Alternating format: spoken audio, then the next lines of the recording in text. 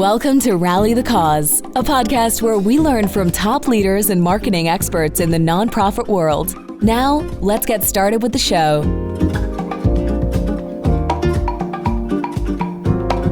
Hello, everyone. It's Jeff Rum here. I am the host of the Rally the Cause podcast, where I talk to top leaders in marketing, branding, nonprofits, and other organizations about their journeys.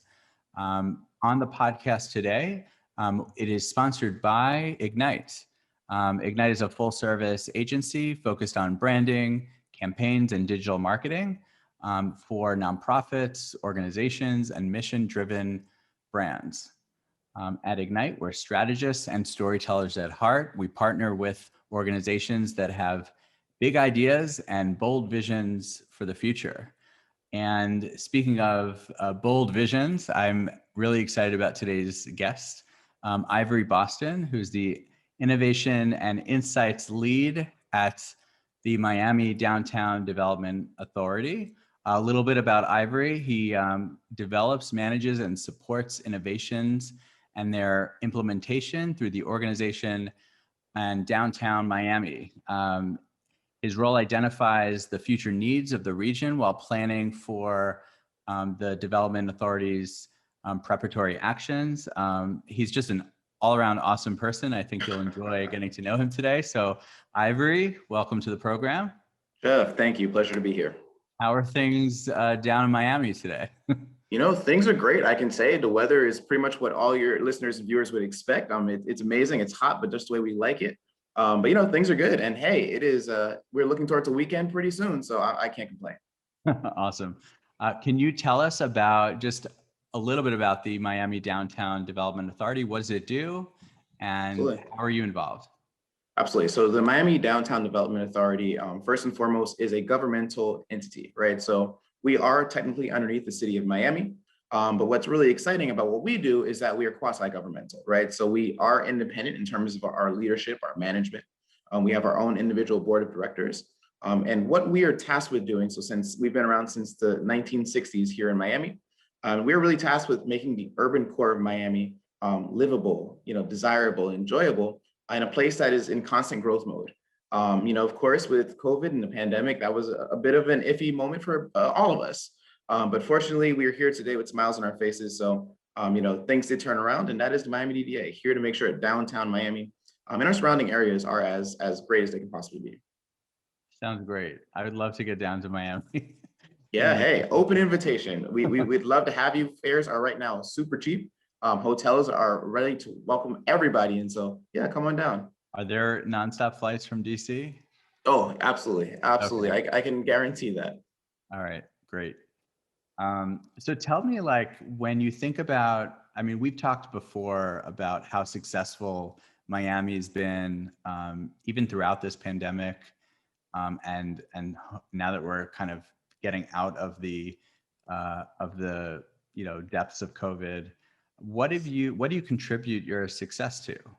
What has Miami done that some of the other cities I see maybe aren't? You still see a lot of boarded up stores, and what is Miami doing well? I think there's a couple aspects to that. First, thank you for recognizing that. We are proud of the state of our city today, and throughout the pandemic. But frankly, I think what we do well, first and foremost, is just geography, right? So we're located at the best climate in the United States, particularly when COVID really took effect. We're talking about March of last year. Where do you want to be when you have to be stuck somewhere? It's a lot nicer to be on your balcony overlooking the bay in 70s and 80-degree temperatures than it is to be maybe cooped up in a studio apartment in New York City, DC, Chicago, or any other city. So that first and foremost, you have to acknowledge the weather. I'd love to say we do everything, but the weather gives us a huge assist. But beyond that, I think it really is, we work well together as a city. In many cities, you have different kind of collisions, whether it is kind of the police versus the local government versus the mayor. We work very well together. So, in the times which there was the civil unrest happening in cities across the country, Miami was a bit different in that, one, we are a huge melting pot, right? So we had a multitude of people, whether it was based on income, ethnicity, orientation, anything, coming out to really support the causes. I think also we do have a really strong sense of place.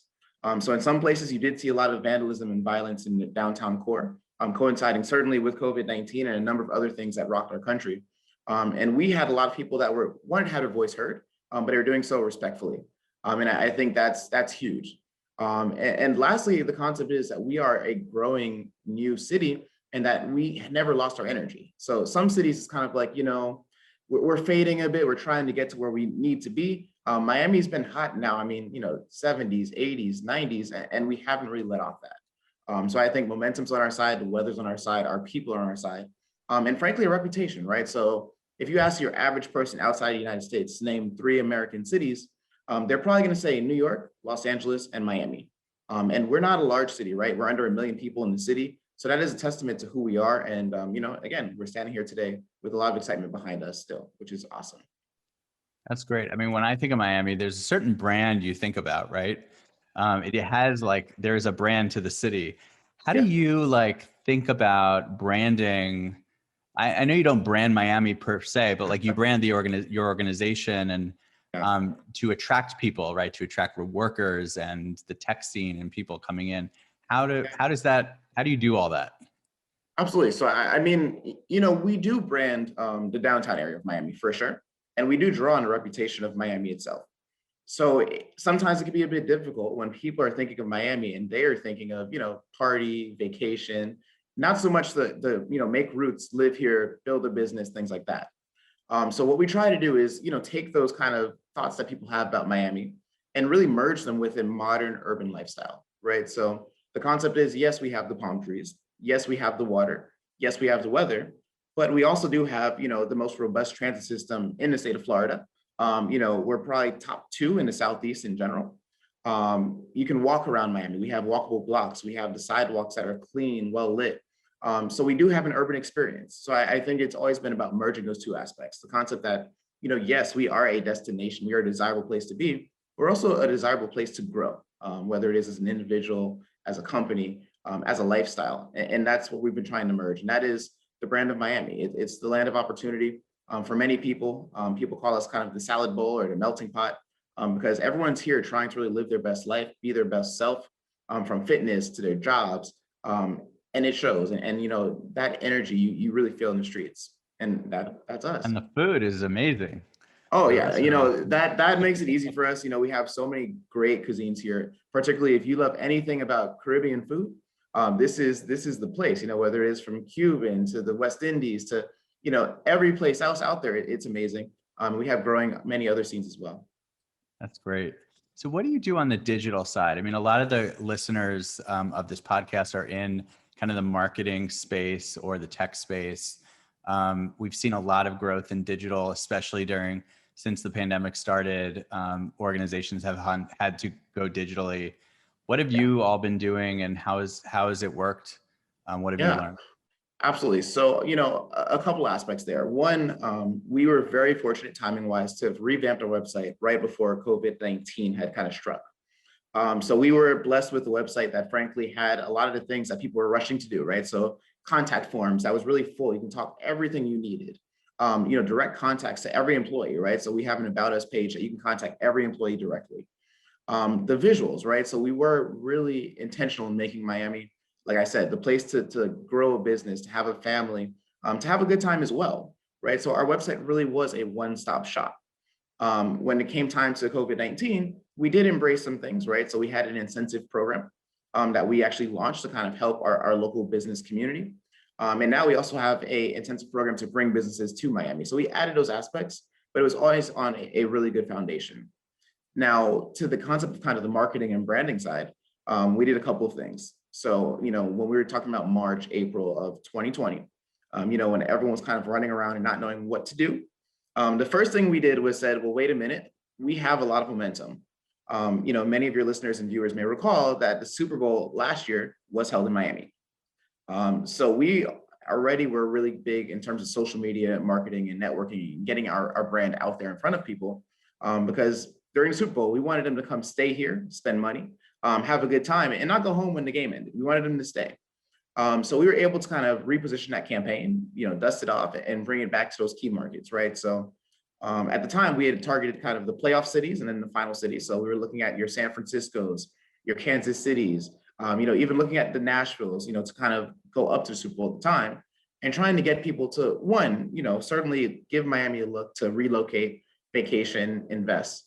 But two, frankly, to look at the Miami Downtown Development Authority as a trusted source of information about the region, whether you're talking about downtown itself or the greater Miami area, or if you want to see us as a resource, right? So not everyone's going to move when they see an ad.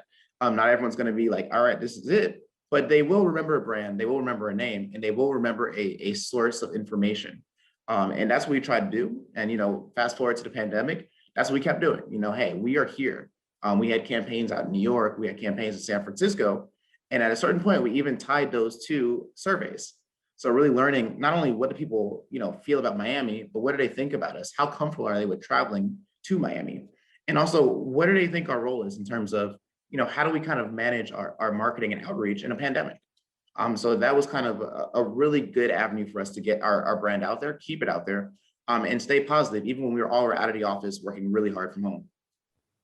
Sounds awesome. I mean, I think that one of the things we've learned, I think, during this pandemic is that sometimes you just can't stop, because if you stop doing what you were doing before, even if you have to do it differently, it's not going to, you're not going to put yourself and position yourself well when things are getting better. And it sounds like you've Absolutely kind of like just kept doing what you're doing and changed some of the language, but you just absolutely. I mean, don't get me wrong. Like, I can't say that everything was perfect, right? There was a learning curve. We did have to get used to working, collaboratively from home. So some of those campaigns going out, for example, took a little bit longer. Because again, you have your marketing side, you have your business development side, you have our PR side, all from their homes.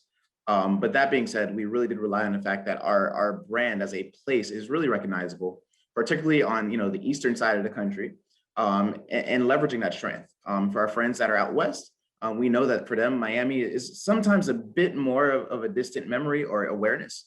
So kind of introducing Miami as a great place to people that might normally vacation in a Cabo, go to Las Vegas or other places on the other side of the country.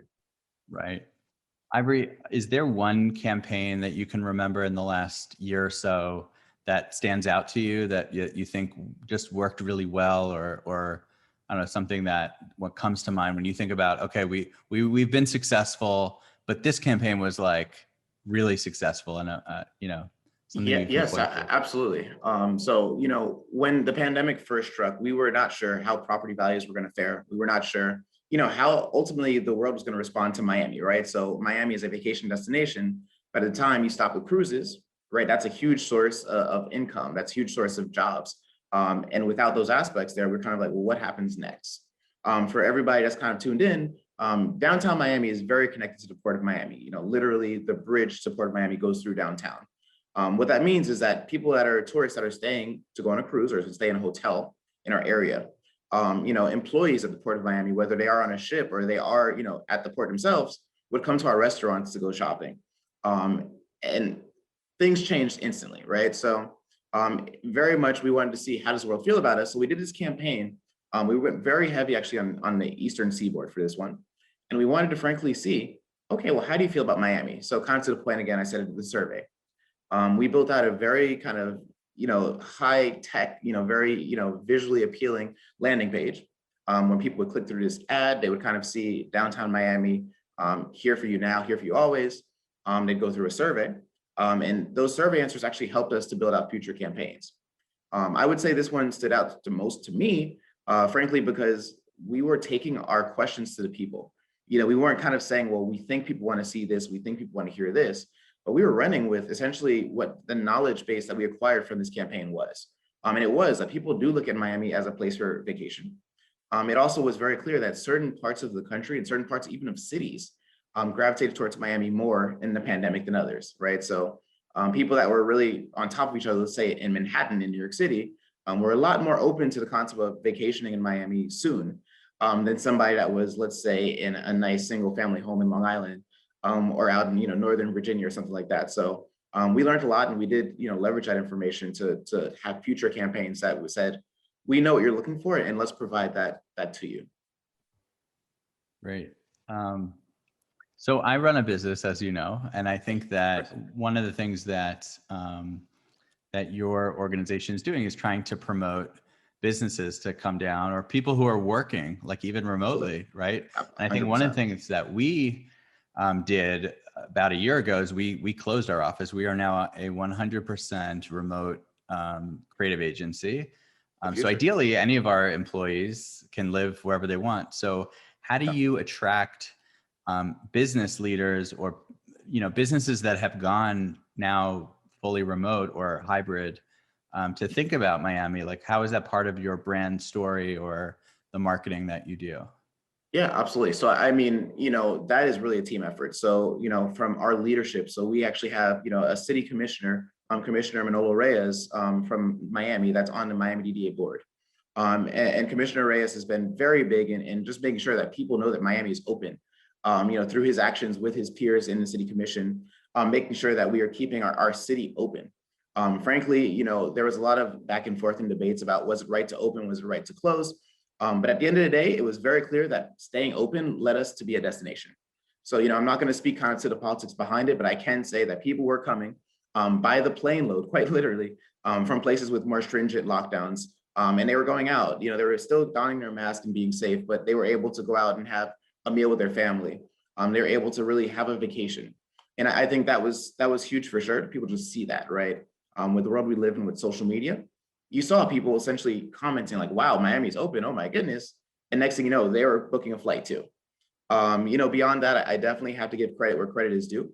Our mayor, Francis Suarez, the mayor of the city of Miami, started something called Venture Miami. And Venture Miami was a panel of kind of like the top tech, business, and education leaders in the city of Miami that were really to come together with their great minds and figure out, well, what do we do? How do we attract, the talent, the companies to Miami? And now there is something called the tweet heard around the world, where our mayor said, now a bit ago, how can I help on Twitter to the business community? He was responding to someone that was in business saying, I'm frustrated. And from that, the floodgates opened. We had, people from the venture capital world, people from the tech world in general, from the financial world saying, wow, you have a very business oriented city that there's someone that wants to help. And that was huge as well. And I think lastly, the concept is, people start doing the math. At the end of the day, the state of Florida does not have a state income tax. So if you are, in terms of the Zoom aspect, a remote worker, hey, you can have, a nice bit extra in your paycheck. I think that goes a long way. We have some of the lowest electricity and water bills in the country. So people think about air conditioning all the time, but, frankly, my electric bill in Florida is less than it was when I used to live in New York, by quite a bit. Same with water, right? So we do have, low bills. And lastly, I think it's just the opportunity to be a part of something that is growing. New York has been New York for so long. DC has been DC for a long time. Same thing, San Francisco, many of these other major hubs, Chicago, I can keep going, have been themselves for a long time. Miami in and of itself, if you were to tell me, what do you know about Miami, or give me kind of like your best pitch, for many people, it's yet to be developed, right? We always laugh at tourists that get off planes and come to Miami and they have kind of these cliche hats. They want to go and get the cigars immediately, and they wear like very interesting shirts, floral and like bowling style. And that's the perception of Miami, but no one thinks about Miami as a business destination. And that's changing. And I think a lot of people are jumping at the opportunity to be a part of something huge, right? It's kind of the new gold rush. So that's the aspect. And lastly, it's that it's very clear that beyond kind of the government embracing the business community, the population is as well. We were one of the first cities to actually pay almost exclusively by app to pay for street parking. And this was years back now, right? So we are a tech forward city. We actually have renamed our Miami Heat Arena where they play, previously known as American Airlines Arena, after a major cryptocurrency firm. And we're the first city in the country to have that, right? So the Heat are going to be playing at a crypto stadium. And I invite your viewers to Google that for more information. And that's huge. So it's, the experience, the excitement, the opportunity in and of itself, that makes Miami what it is and where it's growing, and getting people like potentially your employees to, hey, come on down here, enjoy the weather, enjoy the savings, and contribute to our society. I always tell my team, I don't care where you live, as long Yeah. as you get the work done. 100%. You now have the whole country at your fingertips. Absolutely. So I appreciate what you're saying, and I think it's helpful for businesses like ours to be able to share that with employees, right? That you can find a place like Miami where you'll get more out of your paycheck, Yeah. and continue to enjoy all the other offerings there. Yeah, absolutely. So I understand the story is yet to be written in a way, like you said, but what does the future of Miami look like? I mean, how do you build a brand or tell people, okay, come down here and this is where we're headed? So maybe you could share a little bit about where you're headed and like what the Yeah. future looks like, and how you tell that story. Absolutely. So, I think first and foremost, in terms of, where we are headed to the place where Miami probably should have been for a long time. And that is really having an embrace of the business community. And I say that because, people see when places are open, that they want to have your business, that they want you to be successful and thrive, they gravitate towards that. So I think that that's going to be number one. Typically, people have seen business-friendly cities as being more on our friends in Texas, right? It has less been in Florida for quite a long time. But now people are seeing that, no, Florida, one, for many people on the East Coast, we are much closer than Texas in terms of a flight, a drive, whatever you may have. But also we are the capital of recreation as well. So you can have a really well-balanced life. And I think that's going to continue. But I think what we're also going to see is a lot more tech focus in Miami. We have an incredibly modern housing stock, but the tech community has yet to kind of tap into that, right? In terms of like a property tech focus. So I certainly do see that coming up in terms of Miami turning into almost a lab, within kind of the respect of our residents and visitors, but a lab to kind of try new technologies out. Like I said, we do have a population that loves new things, loves trying new things. So that certainly is going to be kind of our direction. Certainly, I believe we're going to continue in terms of being like a really well remote working hub. But I do see that expanding out, right? So we haven't had much access to Europe. We haven't had much access to all of South America, right? There have been some stoppages of travel from areas there. Asia, same thing. So I do think that we're going to start seeing more populations gravitate towards Miami to work remotely as well. Even if it's for a couple of weeks, couple of months, that energy does help. And lastly, I think we're going to have a lot of people looking to open up businesses here, to scale here, to grow here, and not look so much at Silicon Valley, not look so much to New York or Boston, but really see that you can make it happen right here in Miami. And lastly, I see, us becoming and maintaining our role as the most resilient city in the country, right? So people a lot of times historically have talked about hurricanes. They've talked about kind of like, flooding and things like that. But, we've looked at the data and, Miami has had less damage from hurricanes than New York has over the past 10 years, for example. That's big. We have a government that is very big on making sure that we are fortified, we are safe, and that people have a quality of life for years to come. And I think that's huge as well. And I think the world's going to just learn more about Miami, get rid of kind of those cliches, come here, experience us, see us, and hopefully stay. And that's what the future holds, I hope, tech, new people, new opportunity, and us becoming that destination we always should have been. You definitely taught me something, because as a New Yorker, I always thought there were more hurricanes down in Florida. Yes. So again, just to be specific, so in terms of damage, right? So that means that we might have had more storms, but frankly, we have the highest, in terms of wind speed, building codes in the country, right? So when you look at buildings going up in Miami, whether it is a single family home or a high rise, you're looking at cinder block construction. You're looking at buildings that many of them have generators. So while storms do come through, we're ready for them. We've been ready for them since, the early 90s with our building codes, handling winds well into the hundreds, which is something that many places just frankly cannot say. So, I think that's another big misconception in Miami. So thank you for clarifying that. Yeah, no problem. Ivory, I mean, your enthusiasm is incredible. Clearly you love Miami, you love the city, you work in 100%. The city you work for. So, thank you for being part of this conversation today. Before we leave, is there anything, well, I guess I'll ask you this. You work a lot, you work hard. Yes. How do you enjoy Miami? Like, what do you do in your off time? What are the things that you love to do? That's a great point. So for me, it does depend. I, for one, love the Everglades, right? So the Everglades are literally in our backyard.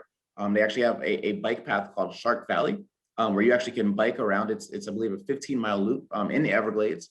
Yes, there are alligators that you see on the path, but they do not bother humans, knock on everything out there that continues.